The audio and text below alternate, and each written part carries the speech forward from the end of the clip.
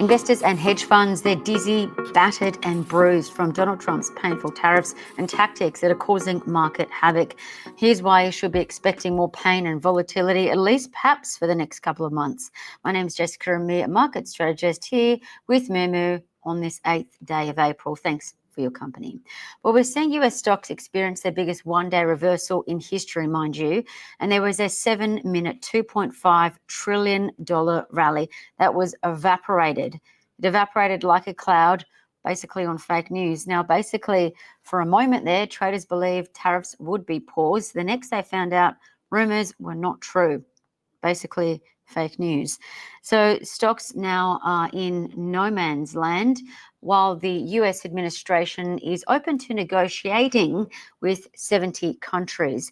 Now, what we did see was really telling. The Dow Jones, that's of course the pin-up blue chip stocks in the US, the biggest 30 stocks there. That index fell 1,700 points on Monday before swinging 2,559 points higher. That was a record drop and then swing up. Essentially, we call that a reversal. And this directly reflects Donald Trump's flippant leadership. Now, hedge funds have also experienced their biggest amount of margin calls in almost history. In fact, the last time hedge funds were in this much pain, experiencing this many margin calls, was COVID. Now, investors are continuing to move money out of stocks, out of commodities, and move it into cash. And this is why there's a record amount of cash now on the sidelines. The cash pile is $7.4 trillion US dollars. That's how much money there is in money market funds, and you'd be expecting that to perhaps swell. But for now, while US negotiations are underway, just be mindful that Trump's behavior is probably going to fuel unsustainable returns. Now, if you don't want to be on a roller coaster, you may want to wait until May or June. That's when the US Treasury Secretary, Scott Bessent, actually said negotiations could take place. That's how long negotiations could take place for, rather. So just be mindful that we do have the ASX 200 and the NASDAQ 100 down almost exactly the amount that they were down in Donald Trump's first induced trade wars of 2018. Remember, in 2018, the ASX 200 fell 15% from a peak to a trough, and that's exactly what we have in front of us right now. The ASX 200 is now down exactly 15% from its record all-time high. The NASDAQ 100 is now down 22%, almost exactly like the first trade war. But this is why I'm saying you might be expecting some dip buying soon, and we're starting to see that with some specific tech stocks in after hours trading as well. So stocks like Nvidia, Tesla, their shares are seeing some dip buying, also other chip players.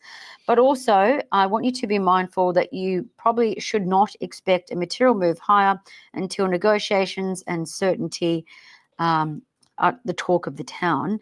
And remember, that big record cash pile probably won't flush into equities until we see negotiations over, uncertainty, and we also need to get company earnings outlooks. They need to come out better than expected over the next couple of weeks.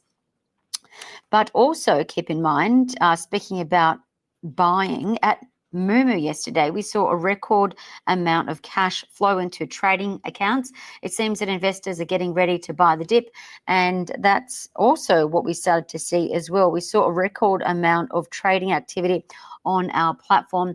This is happening across the globe as well, and I think it's probably because investors remember that the US and the Australian share markets have always recovered from a market crash. How long did it take markets to recover from the last crashes? I'm glad you asked. Well, in COVID-19, the market took 10 months to recover and hit a new record all-time high. The last Donald Trump-induced trade war of 2018, after stocks cratered 24%, it took them 3 months to get back to a new record all-time high.